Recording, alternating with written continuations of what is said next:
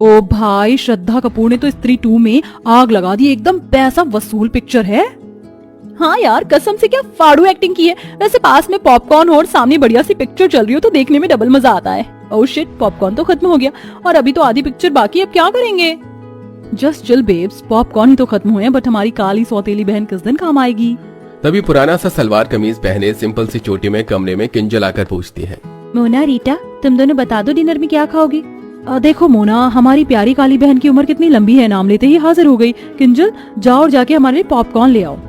पर रीटा, एक तो पहले ही डिनर के लिए इतनी देर हो चुकी है, रात के 11 बज रहे हैं। अगर इस टाइम तुम दोनों पॉपकॉर्न खाओगी तो फिर रात का डिनर किस टाइम में करोगी? ये सुनते ही दोनों गोरी सौतेली बहनें गुस्से में लाल पीली हो जाती हैं।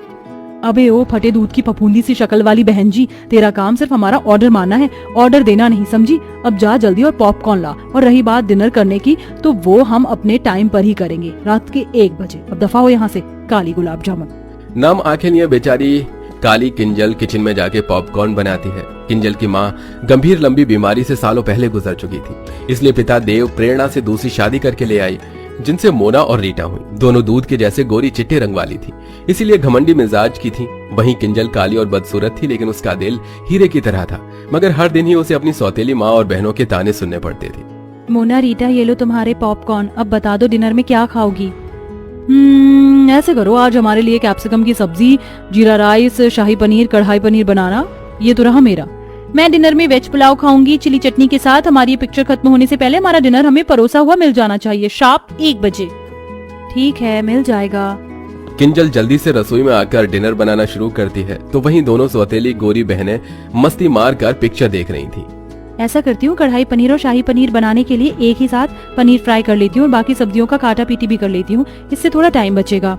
देखते देखते सब्जी बनाने में रात के 12 बज जाते हैं, तो डरे लफ्जों में किंजल बोलती है, मेरे पास केवल 1 घंटा रह गया। अगर 1 घंटे में मैंने दोनों को डिनर नहीं करवाया तो वो कल की तरह ही करेंगी। नहीं, जल्दी कर किंजल। देखते देखते घड़ी की सुई 1 पर आ जाती है, लेकिन दोनों सौतेली बहनों को डिनर परोसने में किंजल को 2 मिनट लेट हो जाता है, तो दोनों अकड़ जाती हैं। तुमने हम दोनों को 2 मिनट लेट डिनर दिया है, इसकी पनिशमेंट मिलेगी। लो खाओ खाओ, बहन के हाथ से खाने से प्यार बढ़ता है। नहीं मोना, मुझे क्षमा कर दो, कल से बिल्कुल देर नहीं होगी, मैं तुम दोनों को टाइम से डिनर करवाऊंगी।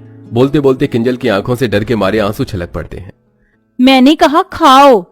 मोना भाप निकलता खाना उसे खिला देती है। खाना काफी ज्यादा गर्म होने की वजह से बेचारी किंजल का मुंह जल जाता है। फिर मोना रीटा डिनर करते करते रात के 1 से 2 बजा देती हैं। किंजल झूठी प्लेट उठाकर किचन में आ जाती है और बिलख बिलख कर रोने लगती है। हे भगवान, तूने मुझे कैसी जिंदगी दे दी है, अपने घर में मैं नौकरानी हूँ। रोते रोते वो किचन में ही चटाई डालकर सो जाती है।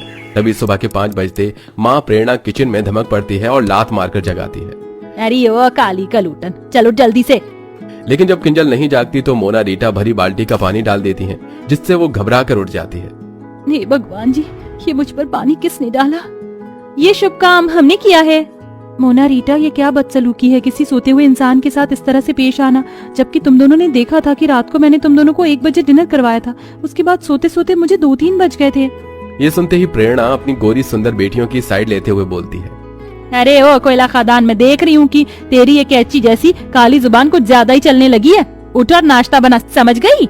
जी माँ। आधी अधूरी नींद में ही बेचारी किंजल उन्हें नाश्ता करवाती है और फिर पूरे घर में झाड़ू पोछा लगाती है। तभी पिता देव घर लौट आता है, तो दोनों सौतेली बहनों की शक्लें बन जाती हैं। आगे पिताजी, अब शुरू हो जाएगा दोनों बाप बेटी का मेलो ड्रामा। किंजल बेटी, तू क्यों पोछा लगा रही है? काम वाली नहीं आई है क्या?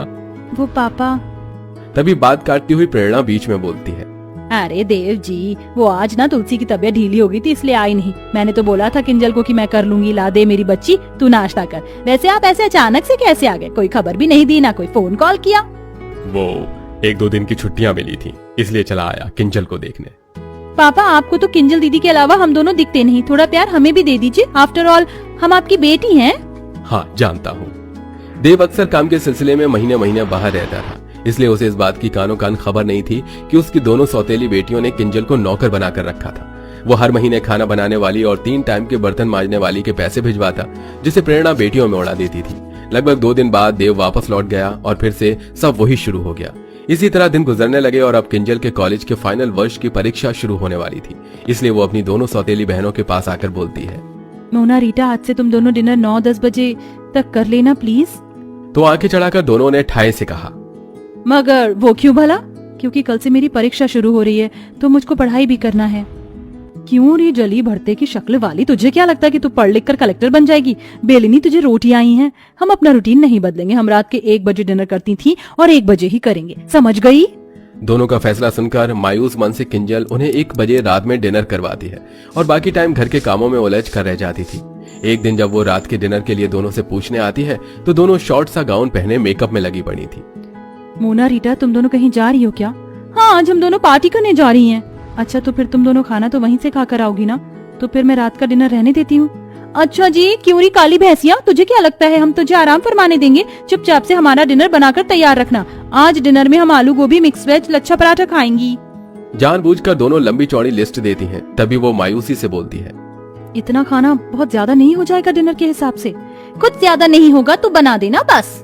दोनों ऑर्डर झाड़ कर चली जाती हैं। किंजल सारा डिनर तैयार कर देती है, लेकिन दोनों बहनें पार्टी में से फुल पेट खा पी कर आती हैं, जिस वजह से रात का डिनर नहीं खाती। इसलिए अगले दिन खाना बच जाता है तो प्रेरणा किंजल पर आग बबूला हो जाती है। किंजल, अरे ओ काली भैंसिया कहाँ है?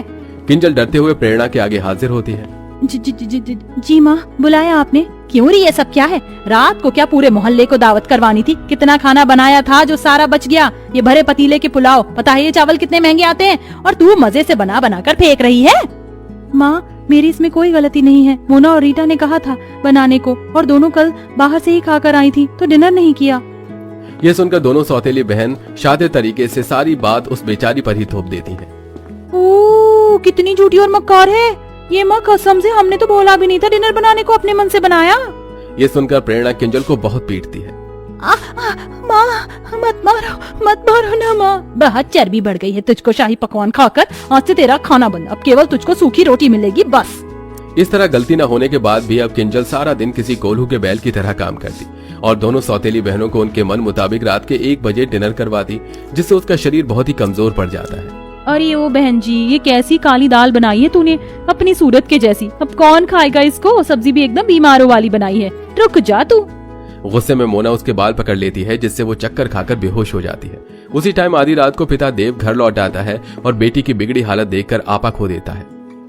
किंजल बिटिया उठना, आखिर तुम दोनों ने क्या किया है इसके साथ? देव डॉक्टर को बुलाता है, जहां एक तरफ डॉक्टर उसकी जांच पड़ताल करते हैं तो वहीं दोनों सौतेली बहनों की आंत सूखी जा रही थी। देखिए, इनके शरीर में बहुत सारे पोषक तत्वों की कमी है।